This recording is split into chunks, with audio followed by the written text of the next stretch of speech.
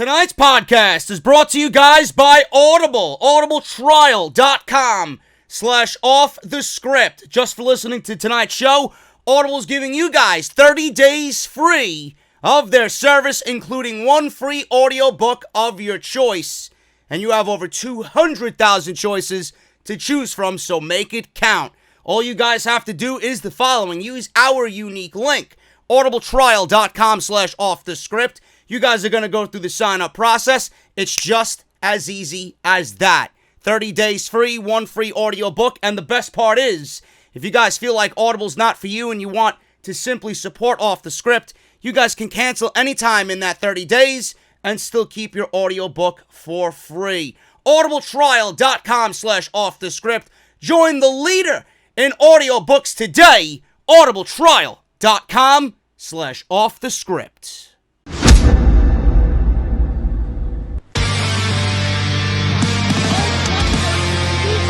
Delete this mark.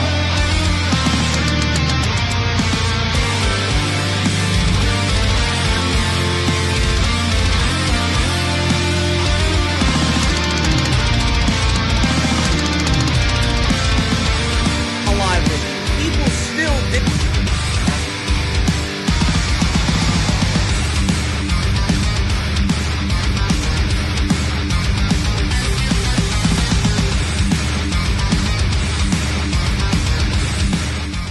I do not.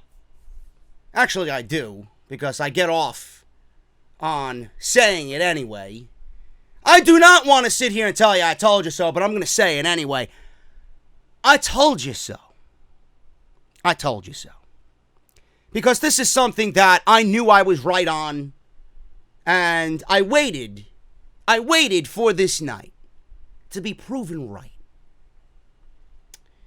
Buddy Murphy tonight went into the ring on SmackDown Live.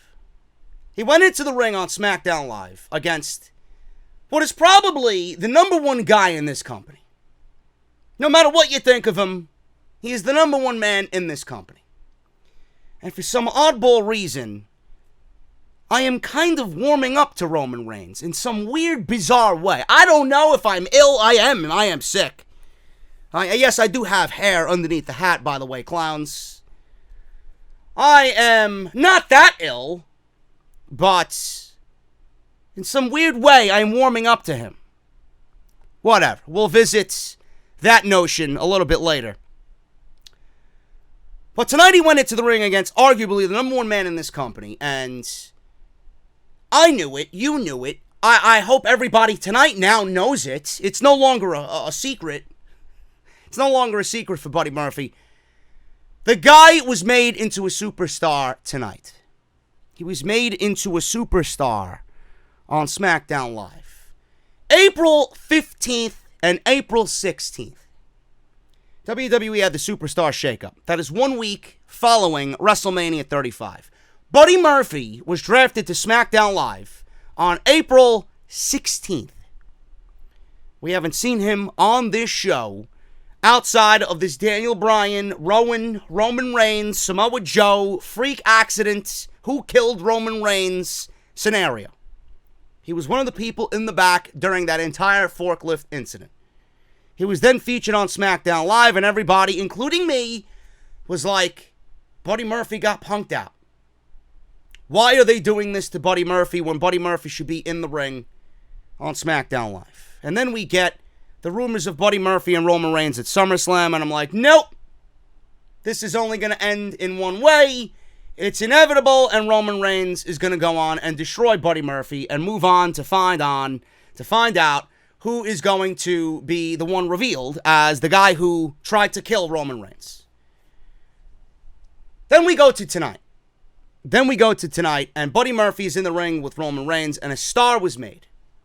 But I already knew that. You already knew that. I hope to God at the end of the night, Vince McMahon now knows it. I hope to God at the end of the night, he knows it. I hope to God.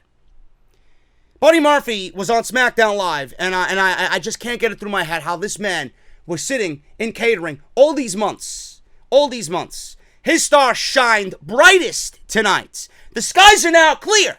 Buddy Murphy's star has always shined that bright. To me, I hope to God that the skies remain clear and his star shines bright in the eyes of Vince McMahon.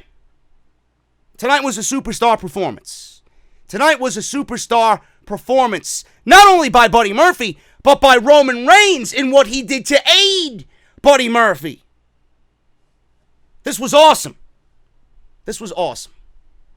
I hope that at the end of that match, Buddy Murphy went into the locker room and shook Roman Reigns' hand.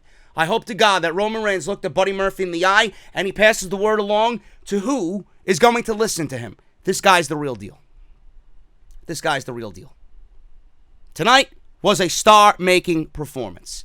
A lot of people say, well, JD, he lost. Buddy Murphy lost. I don't give a shit if he lost or not. I don't care. I was the one more so than anybody worried that he was going to inevitably lose. But if you're going to lose, man, you better be losing that way. You better be losing that way because people were on their feet at every near fall that Buddy Murphy tried to come back from and beat Roman Reigns. That's how you lose. That's what you do to build a new star. You want to build a new star? There's your king. There's your king of the ring.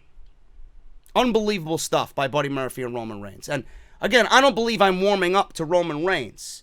And I think the case is with that, they're keeping him out of the priority spot. This is where Roman shines. This is where Roman is needed. And along the way, WWE is developing cliffhangers. WWE is keeping you invested in what's happening week after week after week. Might not be with some of the talent that they got, but the storyline certainly is keeping you invested in watching SmackDown Live on a weekly basis just out of sheer curiosity as to who did it.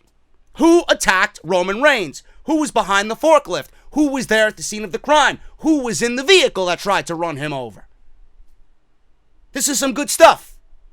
This is some good stuff. So we're going to go over all that today right here on the podcast. I am JD. This is Off the Script, SmackDown Live. Thank you guys so very much for joining me. If you missed my Monday Night Raw review where we talk about Sasha Banks turning heel with her blue hair and all. I know I mentioned someone with blue hair many months ago for the OGs out there.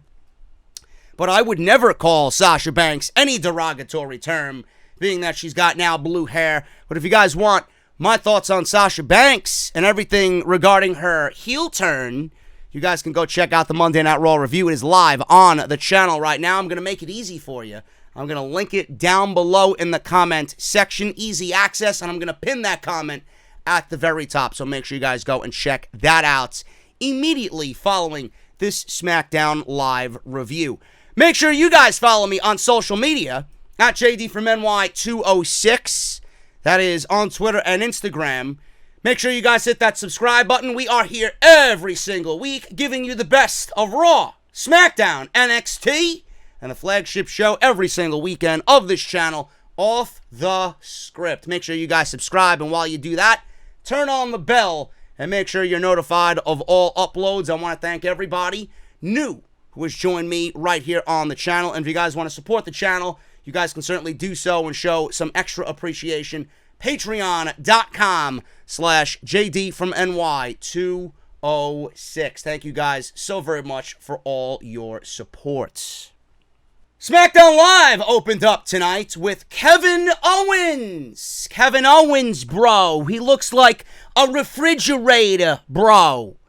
He's in Canada, bro, but he's getting the reaction that Bret the Hitman Hart used to get during the Attitude Era, bro. I made Bret Hart. I made that reaction for Kevin Owens tonight, bro. I'm sorry. I went into my Vince Russo. It's like a disease. Sometimes it just pops out of nowhere, the Vince Russo. Anyway, enough joking around. I wish WWE wouldn't joke around. Shane McMahon should be off television, but we got how many segments with Shane McMahon tonight? Really? Unreal. Kevin Owens came out, and he started the show, and the crowd went crazy for Kevin Owens. Kevin Owens got a Bret Hart-like reaction in Toronto, Canada. This is a good deal. Now, there are positives in this promo. There are positives in this opening segment, even though Shane McMahon and Kevin Owens went nearly 15 minutes, only to get us to Kevin Owens being fined $100,000. There are positives here, believe it or not. So Kevin Owens was soaking in all of the praise from the crowd. It was awesome. It sounded really good, and I even posted on Twitter. If you are the one to vanquish Shane McMahon from WWE television, you should be getting that type of reaction. But the only thing is, Shane McMahon is not going to be gone from WWE television. He'll probably be back next week. WWE one-upped me on that one. They gave me all 5 minutes without Shane McMahon before he made an introduction here on SmackDown Live. The tweet didn't age too well. So he's in the ring, and he said, yesterday marked a 5-year anniversary, Raw marked a 5-year anniversary of the day he signed with the WWE. He said over those 5 years, he's created memories and had experiences he never expected to have. He said he stepped into the ring with people he looked up to his entire career before coming to the WWE. He said, SummerSlam Sunday, he was in the ring with someone who calls himself the best in the world. He said while he could assure them that's as far from reality as it can be, SummerSlam will still go down as a night he will remember for a lot of reasons. He said his wife, his kids, and his parents were sitting ringside and got to share that experience with him. He said they got to share that sold-out arena with fans begging him to kick Shane McMahon's ass. He said that's exactly what he did. He said Shane's ass isn't the only thing he kicked. As great as that kick felt, what I'll remember most is sitting Shane McMahon with that stunner in the middle of the ring of this very arena. Because of you, I will remember that moment for the rest of my life, he says. He then shifted his focus to the King of the Ring, and this is where the first of two positives come into play here. You guys know what I think of King of the Ring. I'm excited about it. WWE clearly is getting behind it with the marketing and all the promo work. I'm glad. I hope the tournament delivers and WWE takes it to be serious this time, because just looking at the field of 16, I can come up with some damn good matches and tie up some nice little storylines that we've seen on WWE television with who is in this tournament. I hope, just like tonight with Buddy Murphy, I hope WWE sees his star. I hope that they see how important this tournament could be to all 16 of those men starting next Monday. Kevin Owens shifted his focus to the King of the Ring. He said he loved watching it growing up, and he's thrilled that WWE is bringing it back, and he's thrilled to be one of the competitors in this year's tournament. This is where number one positive comes in. This is what he said. He said winning this tournament would mean as much as winning any of the titles he's already won in the WWE. He said he'd be on the list with Stone Cold Steve Austin, Kurt Angle, Edge, Bret Hart, Owen Hart, mentioned all by name, and many others that have won this tournament. He said that, and being on that list would be more important than any title he's won in WWE previously. That's how you build importance for something. That is what you have someone go out there and say and make their priority on the television that is coming in the weeks to come. That was awesome. So whoever did that clearly not only has Kevin Owens in mind, but they're building the importance to the live audience and to the people at home how important the King of the Ring is. And it should be billed as something as important as any title in the WWE, because the winner of the King of the Ring is ultimately the number one contender for the Universal or the WWE Championship. Kudos to WWE. Normally they don't do things like this correctly. Tonight, they got it right, and I have to approve and I have to praise them on what they had Kevin Owens say. Then it all goes to shit. Shane McMahon comes out, and 15 minutes of our lives were wasted. You know, Shane McMahon is still on television. I would love someone's explanation as to why this man is still on WWE television, and they didn't even tease another match with Shane McMahon. He's just there. You know, the McMahons came out and said that we are running the shows, that there are no more commissioners, there are no more GMs, but Shane McMahon is still here acting as the commissioner of SmackDown Live. He doesn't need to be there. He doesn't need to be there. Whatever happened here, quite honestly, could have happened on social media or in a YouTube video or an Instagram post. We didn't need 15 minutes of our life wasted. Kevin Owens could have ended the promo talking about the King of the Ring, and we could have added 5 more minutes to Charlotte and Ember Moon, or 5 more minutes to Buddy Murphy and Roman Reigns. But here we are with Shane McMahon to start the show, and it's 8:20, and we still haven't seen a fucking match yet.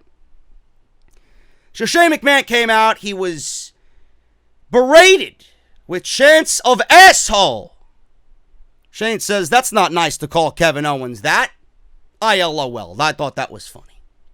He then showed Kevin Owens kicking him in the crotch on Sunday, and I knew that was going to come into play. Anybody watching that match on Sunday, and I knew that was going to come into play, and that wasn't the only thing that came into play. You deserved it, chanted the fans. Shane asked if that's what makes him a man. Kevin Owens says he won't be lectured by someone who used to be part of something called the Mean Street Posse. Kevin Owens said being a man is doing what you have to do when your job is on the line, and being a man is doing what you believe in. He said in this case, being a man means shutting Shane's stupid face. What is he, in 3rd grade? Who talks like that? Being a man is shutting Shane's stupid face. I could see a 3rd grader in school saying that to someone who's been bullying, taking the guy's lunch money or taking his crayons. You took my red crayon! I'm gonna shut your stupid face! That's not really what I hear from two guys who vehemently hate each other. Just saying. Anyway, Shane said Kevin Owens will always be known as a cheater, and he'll have to go through life knowing that. Shane says he shouldn't be looking at his face because he should be looking he should be in the unemployment line. Well, a lot of people should be in the unemployment line, to be quite honest with you, in WWE. Shane says he just wants to walk to the ring and beat the crap out of him. Kevin Owens says he's got his fighting boots on. Shane says he's holding himself back because he doesn't want to soil himself. He said he'll show restraints. Shane did say that Kevin Owens does have a match later, and you'll find out who. Kevin Owens asked, and Shane McMahon says, don't worry, I'll tell you later. Shane then pointed at the Titantron for a clip of Kevin Owens hitting Elias over and over and over again with the steel chair.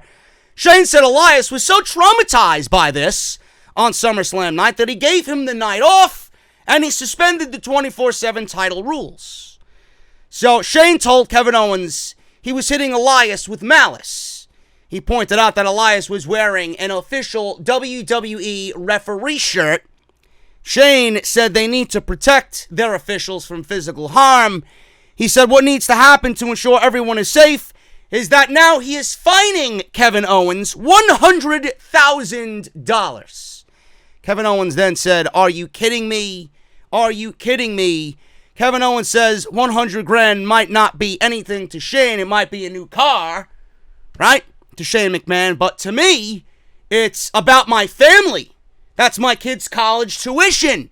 That's a down payment on a house for my family, he says. Kevin Owens says this is crap and do the right thing. Rescind the fine of $100,000. He said nope, and he dropped the microphone. This is the second positive in this entire thing.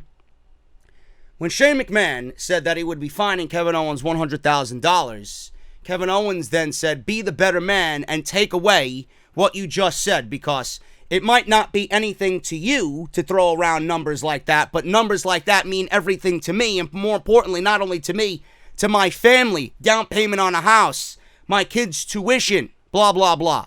It makes Kevin Owens look like he is just like me and you. It looks like Kevin Owens is just an average guy struggling, having to deal with somebody who has a stranglehold of power over not only him, but the entire SmackDown Live roster. It made Kevin Owens into what was rumored anyway with him when he came back. And all those vignettes of him eating pizza and going to the bowling alley and having his son take $20 out of the wallet to go buy a Coke and some hot dogs. Kevin Owens, his gimmick was supposed to be an everyday common man. And that's exactly what he came off here. And being that Kevin Owens is so over with the crowd right now, in this current gimmick. And the fact that he threw it back in Shane McMahon's face and said, it might not be anything to you, but it means everything to me. You're doing really bad things to me by fining me that much money. You're damaging me and my family. The crowd's going to look at that and they're going to sympathize with Kevin Owens because they, I'm sure, can feel and understand what Kevin Owens is going through, because I'm sure the majority of the audience have felt exactly what Shane said to Kevin Owens, and they feel Shane McMahon in that moment. So I thought that was awesome. I don't want to see Shane McMahon on my TV for 20 minutes, but what they did with Kevin Owens here, putting over the King of the Ring and the importance of winning the King of the Ring, putting himself in the leagues of Brett and Owen and Triple H and Stone Cold and Kurt Angle and Brock Lesnar and everybody that won the King of the Ring. Awesome. I can't really shit on the beginning of SmackDown Live, but Shane McMahon has to go away. Hopefully, we see that sooner rather than later. Kevin Owens then barged into Shane McMahon's office, and he wanted to hit Shane McMahon. And Shane McMahon says, listen, I am here in official capacity. You hit me, and I will sue you. So then Shane said it had to be done. Kevin Owens again asked again for the $100,000 fine to disappear. Kevin Owens then sat on Shane McMahon's couch in his office. He pounded on the table. He then said, if you're not going to take it away, let's make it 105. He took a bar stool and threw it at the TV monitor in Shane McMahon's office, destroyed the TV monitor, and Shane McMahon stood there smirking because he knew he got one over and angered Kevin Owens. So now it's $105,000 fine. Ember Moon versus Charlotte Flair. We got an actual match. We got an actual match here between these two. And even though it was pretty decent, I will say it was pretty decent. Ember Moon looked good. Charlotte is Charlotte. I do have my concerns with this. I do have my complaints with this. Ember Moon, ever since she got put on television, and she's been given some decent stuff to do on SmackDown Live. She was made into the number one contender out of thin air. Bayley chose her for the SmackDown Live Women's Championship match.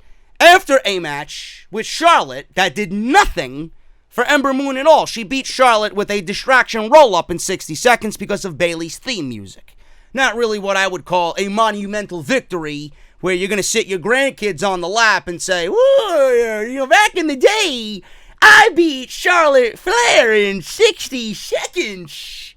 You're not going to have that. I know my fucking Kevin Dunn Beaver voice is used for everybody, but you guys get the point. Didn't do Ember Moon any good. Then she goes and loses to Alexa Bliss in a tag team match. After that tag team match, she gets Twisted Bliss pin.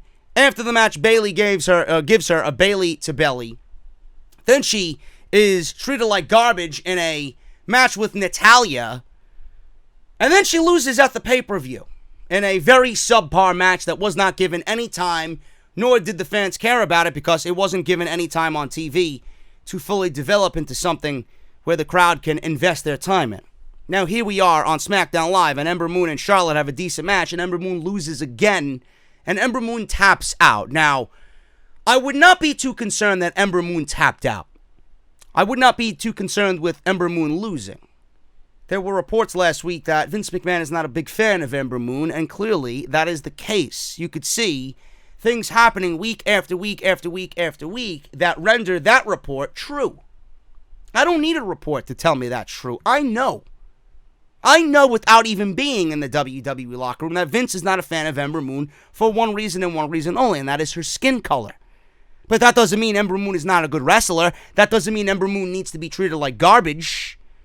Now, Charlotte was expected to win here. She beat Trish. The natural progression of Charlotte is to beat whomever she's going to be in the ring with after she beat Trish Stratus. The thing is, if WWE was smart here, they would have saved this match for maybe 2-3 weeks from now. Charlotte doesn't need a victory. Charlotte beat Trish Stratus in Trish Stratus' last match at SummerSlam. Charlotte's not going anywhere. Maybe, here's the thing, how about you build Ember Moon up and give Ember Moon some one-on-one competition to get her back on the right track, get her some wins in the eyes of the live audience, and then make this match with Charlotte Flair. At that point, that match, with Ember Moon getting a couple of victories over some notable names in the women's division, the match with Charlotte would have meant something. All this did was solidify, yep, Charlotte and Bayley is happening at Clash of Champions. You might as well announce it now. There's no denying it. There's no hiding it. Who do you think you're fooling? Have some fun with it. You got someone like Ember Moon on your roster, and you're doing absolutely nothing with her. That pains me to see. Pains me.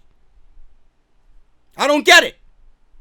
There's no reason why you couldn't book Ember Moon versus Mandy Rose, or Ember Moon versus somebody.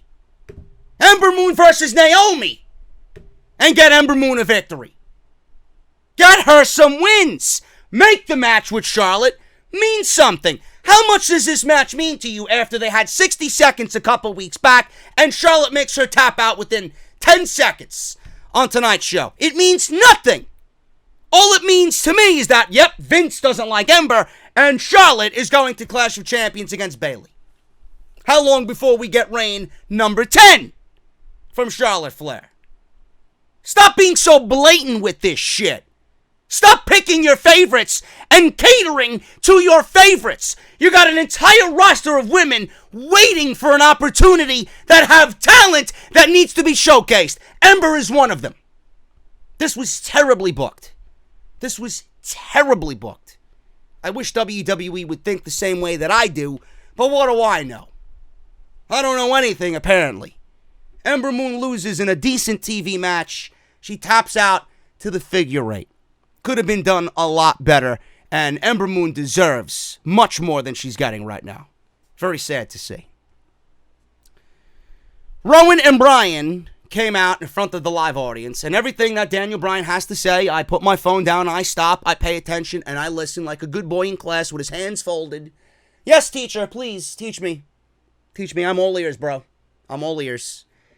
Rowan and Bryan come out. Bryan said there is no question now that someone is out to get Roman. But they had nothing to do with the car accident or the horrific backstage accident. I want to go back to what Samoa Joe said on Monday Night Raw. You guys can go back and watch it on Hulu or on the DVR if WWE didn't cut the footage. I DVR these shows. I pay attention to these shows every week.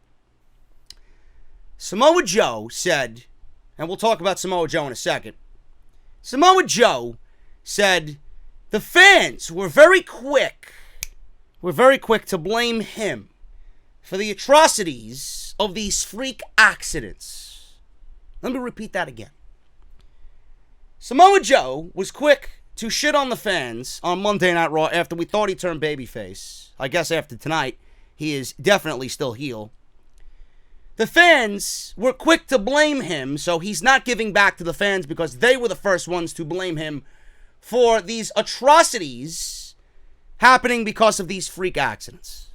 Freak accidents. Is Lars Sullivan due back? Is Lars Sullivan behind the attacks on Roman Reigns? Freak accidents, Lars Sullivan. Lars Sullivan's not on TV. I don't know how severe his injury was, but could this be a way that Lars Sullivan is reintroduced to TV? Lars Sullivan was supposed to be at WrestleMania against John Cena. Maybe Vince McMahon still sees Lars Sullivan as someone he wants to invest his time in, and to get him over, he's plugging him into this storyline with Roman Reigns. I don't know. Could be a play on words. Could be nothing. Or it could be Lars Sullivan. And it was just, riddle me this, Batman. And thrown in there to kind of make you think a little bit. I don't know. We'll see. But Bryan says he is not behind the accident or the horrific backstage forklift incident. He said despite what Buddy Murphy said, they had nothing to do with it. Buddy Murphy is a liar. He said he doesn't blame Buddy either because anyone in the crowd would also lie and cave in if Reigns had their faces pressed against the wall. He says he doesn't blame Buddy. He said he had to give it a name, or he had to give Roman a name, and Buddy gave the wrong name. So the fans at this point started to chant, "It was you, it was you." Bryan then yelled back at them, "You all think I did it." He said, "That's what's wrong with all of them and society." That's what's wrong with all of you.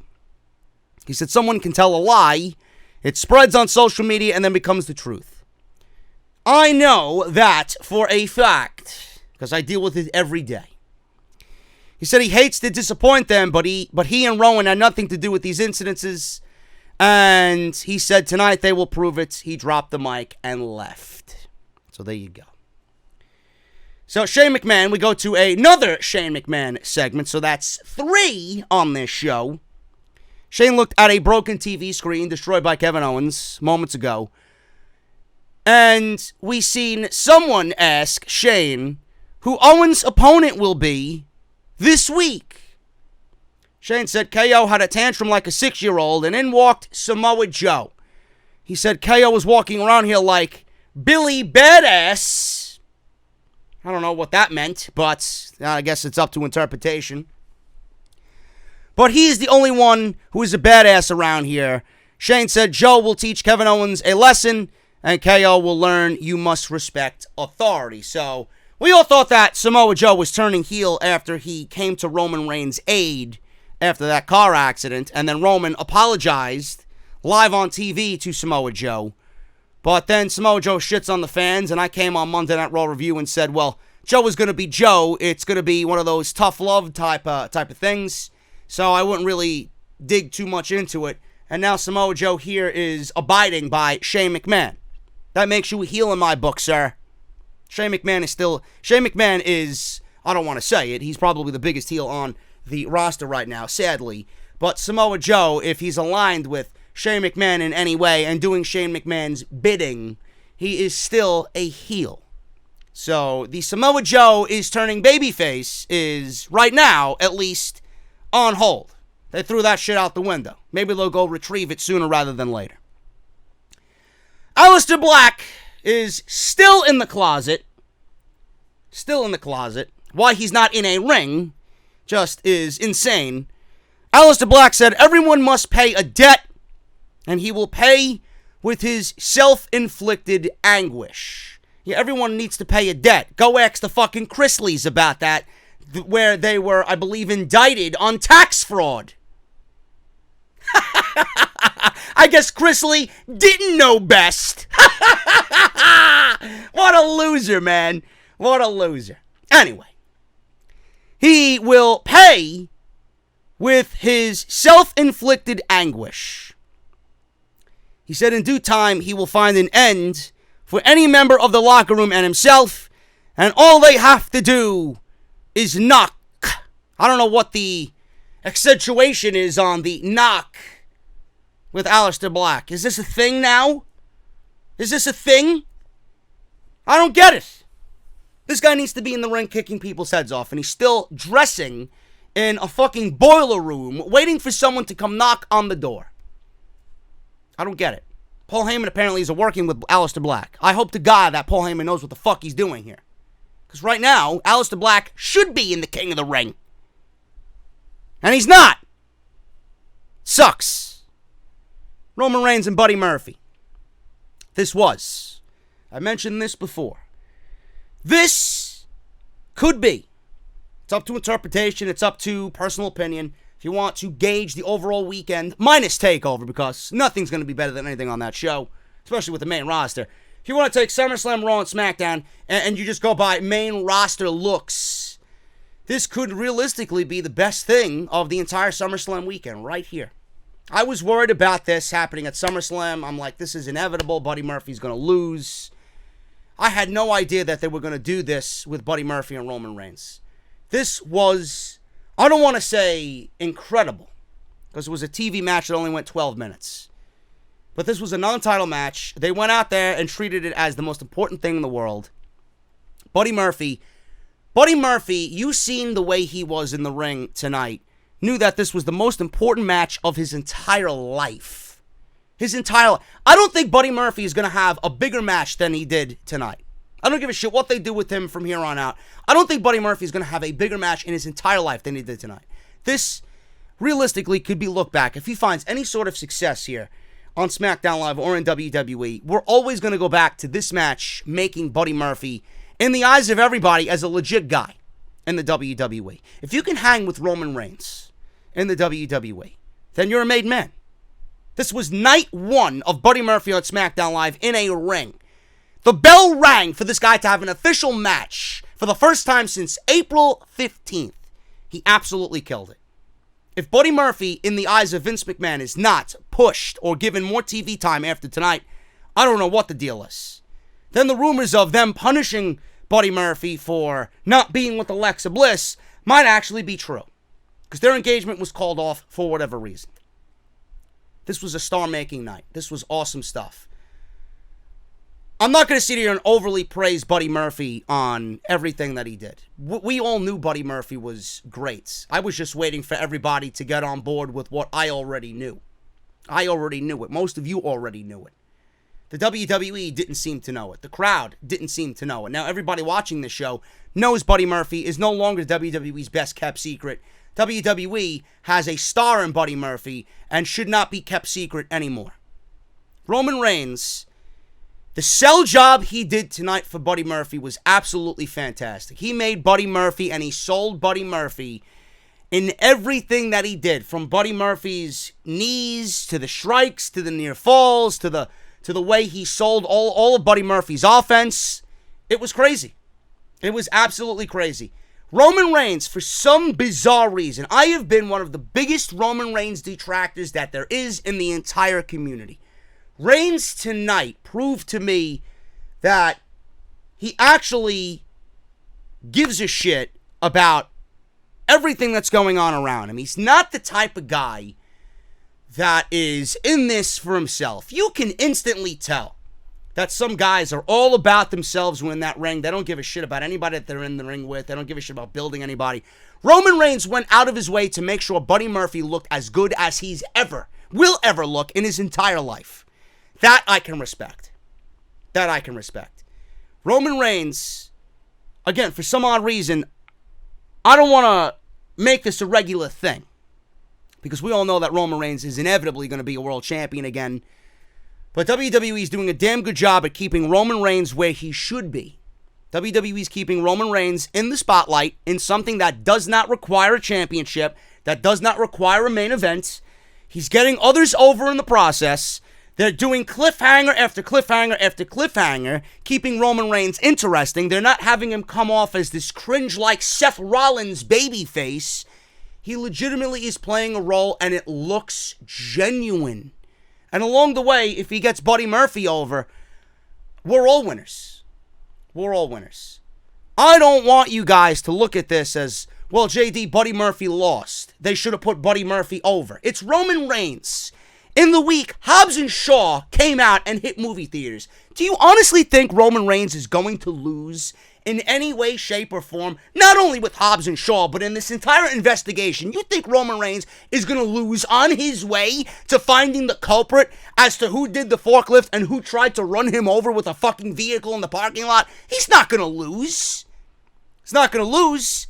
But at the same time, that doesn't mean we can't make Buddy Murphy and everybody that he's in the ring with look good on their way to defeat. There's losers, and there are losers who look good.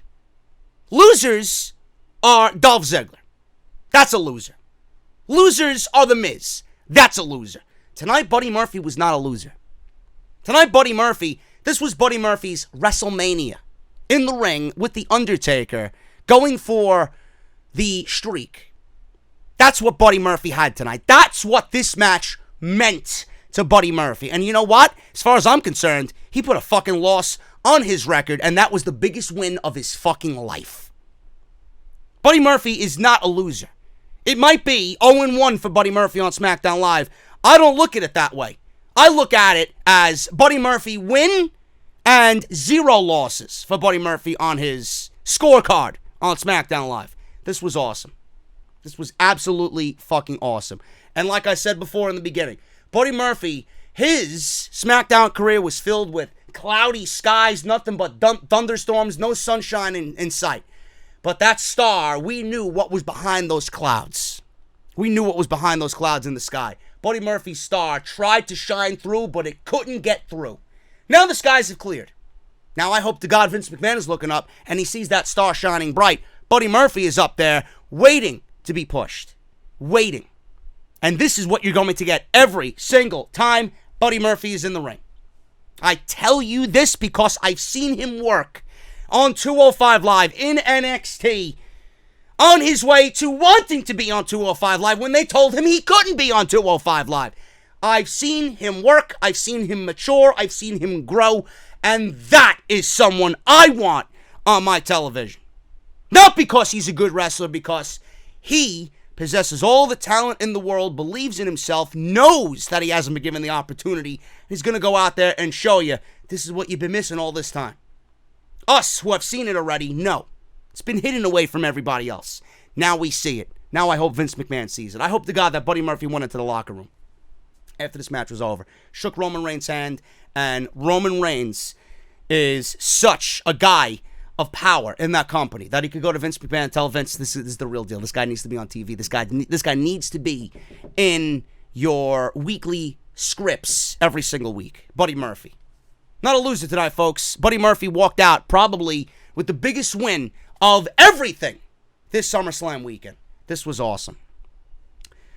And people are asking me, JD, who sold the spear better? Was it Dolph Ziggler on Goldberg, or was it Buddy Murphy on Roman Reigns? I'm going with Buddy Murphy. He sold that spear. Roman Reigns' spear has never looked better than the one he gave to Buddy Murphy. This was great. Roman Reigns wins with a spear, and Buddy Murphy should have garnered the respect of everybody in that locker room. Kayla Braxton interviewed the Revival. She asked why they challenged the New Day. Dawson ripped on the New Day for clowning around with pancakes. Dash Wilder said New Day are ruining the tag team division. Dawson said they'll show everyone why the New Day has never defeated them. There was nothing mentioned here about the wildcard rule. Nothing at all. The Revival are a Monday Night Raw tag team. What are they doing on SmackDown Live? Seriously, this is a serious question. This is a serious concern. What are they doing on SmackDown Live when they're a Monday Night Raw tag team and nobody gave me a reason as to why they're there? So if they didn't mention it on commentary or nothing was mentioned about the wildcard rule, what are we to think? What are we to think? Are we to automatically assume this is the wildcard rule coming into play or coming into effect?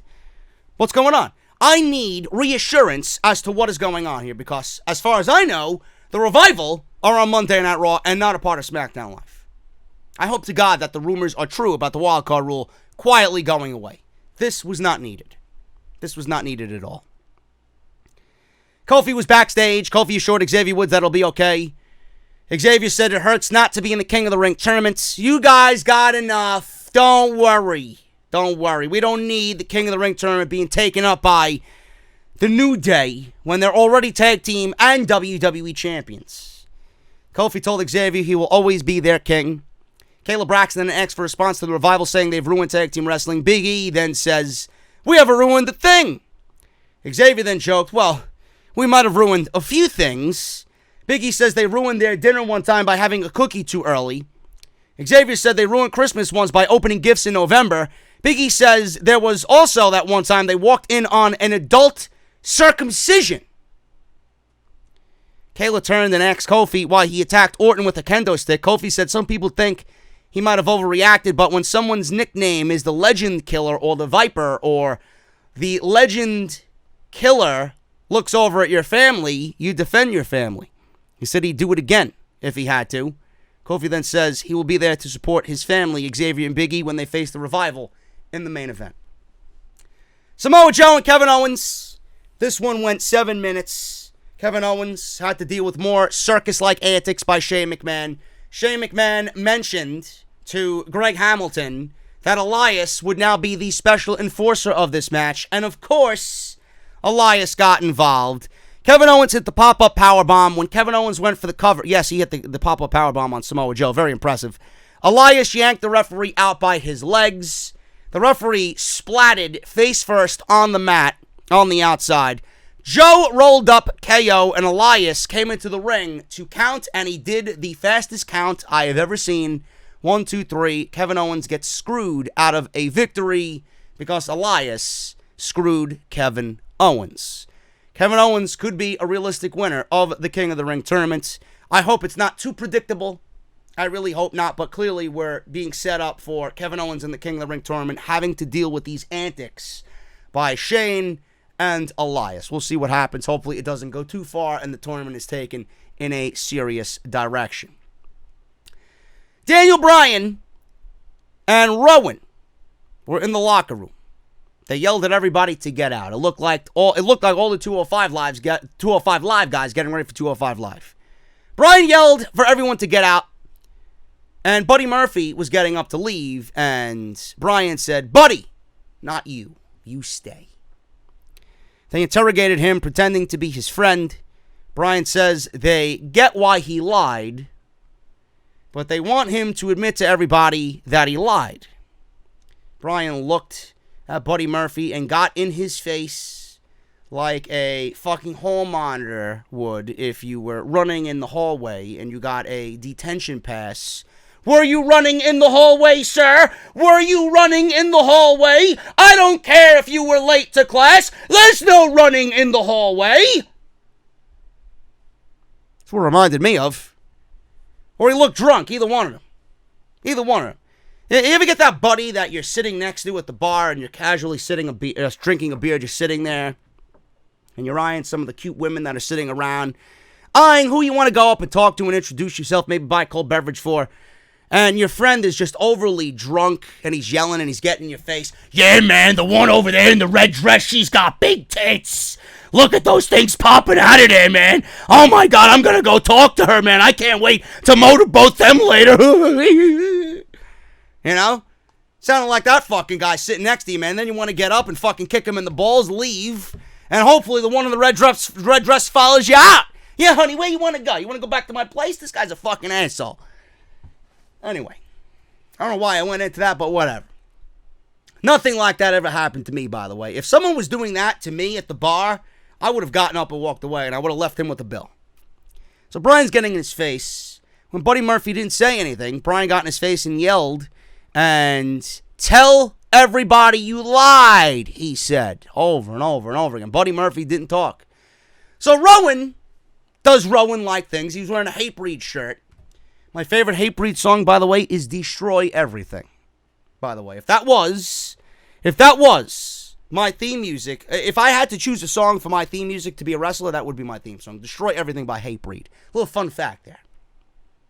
Rowan grabbed him by the throat. He threw him onto a table with bottles of water on it. Bryan said over and over again that Buddy must admit that he lied. Buddy Murphy yelled and said, Okay.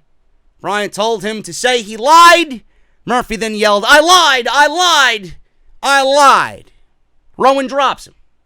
Bryan says he hates liars. Rowan picked him up and threw him across the room again. Now, I hope to God that... Now, I thought that when Buddy Murphy was interrogated here that they would let him go and he would say, "I'm sorry, guys. You know, what was I supposed to do? Roman Reigns was there and he was interrogating me. He was not going to let me go. So I just blurted out a name, the first name that came to mind."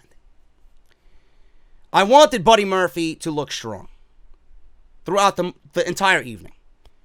I'm not going to let this bother me. I'm not. Because the match was too good, and I just praised the match up and down, and I even praised Roman Reigns for it. I'm not going to sit here and tell you that whatever happened here with Buddy Murphy erased everything that happened with Roman Reigns. I don't want to sit here and tell you that because it's not fair to Buddy Murphy, and it's not fair to Roman Reigns.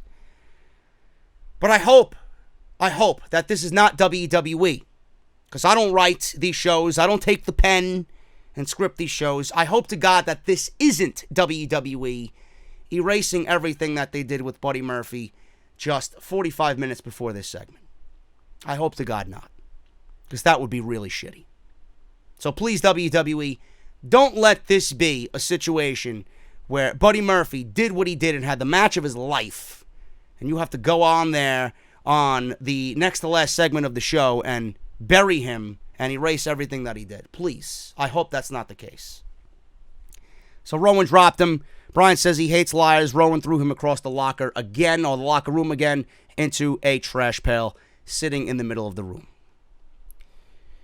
So we had a 6-man tag that I don't really give a shit about. I don't really give a shit about this, and I'm not going to talk too much about this because, A, the Revival are Monday Night Raw, and they're not SmackDown Live. Randy Orton came out And I love Randy Orton's promo because the New Day were there and they were waiting for the revival, but Randy Orton comes out before the revival and he gets on the microphone and says, Kofi, how does it feel to be in front of your wife and your kids and be a coward? How does it feel knowing that when your kids grow up and you have to tell them the story about what happened at SummerSlam on Sunday, how does it feel to you that you have to tell them that you weren't able and aren't able to defeat Randy Orton? So Randy Orton actually issued a challenge to the New Day because it was supposed to be Xavier and Big E against the Revival. Randy Orton issued a 6-man challenge with him joining the Revival and Kofi Kingston joining the New Day. So we got a 6-man tag team match. It went nowhere. I don't really give a shit about what happened here. The most important thing here is that Randy Orton not only RKO'd Xavier Woods, not only RKO'd Big E, but he RKO'd not once, but twice Kofi Kingston. And that was pretty much it. We got psychopath dick Randy Orton, and I absolutely love it. So clearly, you know where this is going. Another match at Clash of Champions. We'll see what happens. Kofi Kingston said on social media just before SmackDown Live, if you guys think that this situation with Randy Orton is over, not by a long shot. So we are still going on with Orton and Kofi into Clash of Champions. The show ended on another cliffhanger. I'm going to go out on a limb and say that this is Eric Bischoff's specialty. I think Eric Bischoff has some sort of influence here on the cliffhangers that have been ending SmackDown Live. It's just an assumption. Don't quote me on that, but I do think that Eric Bischoff does have some sort of influence here over the way that these shows are ending. Backstage, Roman Reigns walked into Bryan and Rowan's locker room. Bryan stood up and said, "Wow, we've been waiting for you. We've been waiting for you." Bryan asked Roman to apologize. He said Roman apologized to Joe, so now they deserve one. Roman threw the white towel off his shoulder that he was wearing after his match with Buddy Murphy, and he looked really just weird. He looked like confused. Bryan says they've been conducting their own investigation, and they found out who did it. Roman looked at Daniel Bryan as to say, really? Who do you have in mind as far as the culprit goes? So he said next week they will bring Roman Reigns the culprit. Reigns just stood there saying nothing, and that's the way that they ended SmackDown Live. Hey, at least to get you to watch next week's show. You know? I'm interested in this shit, man. Hey, listen, it's not Gargano, Ciampa, Black, but I'm enjoying it. And it's creating this somewhat of a watchable Roman Reigns. So I can't really sit here and shit all over it. I thought SmackDown was very good tonight. I thought it was. It wasn't... I mean, I'm not going to sit here and tell you it was like a fucking 8 or 9 out of 10 because that's just ridiculous. But it was a watchable show that progressed storylines and it did not bore me.